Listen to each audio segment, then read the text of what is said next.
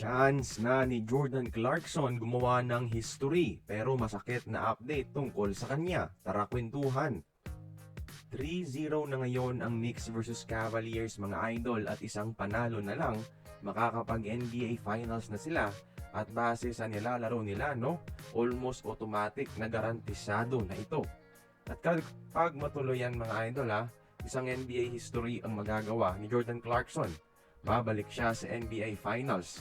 Yung huling beses na nakakapag-finals siya is sa Cavaliers pa kasama si LeBron.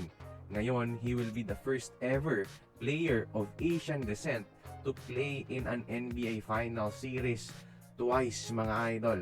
Ngayon, he will be ang kauna-unahang Asyano mga idol na makakatungtong sa NBA Finals ng 2 beses sa NBA history. Wala pang nakakagawa niyan. At si JC pa lang ang may chance na maging first ever Asian na makagawa nito.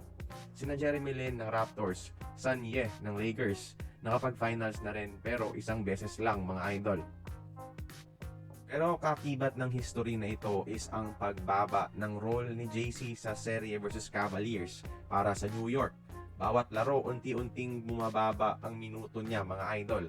Sa Game 3 nga, kahit tambak na ang Cavs, 2 minutes lang din yung playing time ni Clarkson at grabe yung pagbaba ng kanyang production.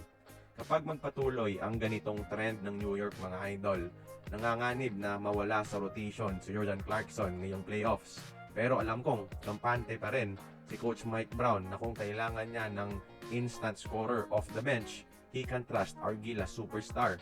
Small price to pay naman yung sakripisyong ito ni Clarkson mga idol para sa isang posibleng championship. So, worth it ito. Kaya kayo tingin nyo ba mga idol, magcha-champion na ba si JC at ang Knicks? Join the conversation, magkomento lamang sa ibaba.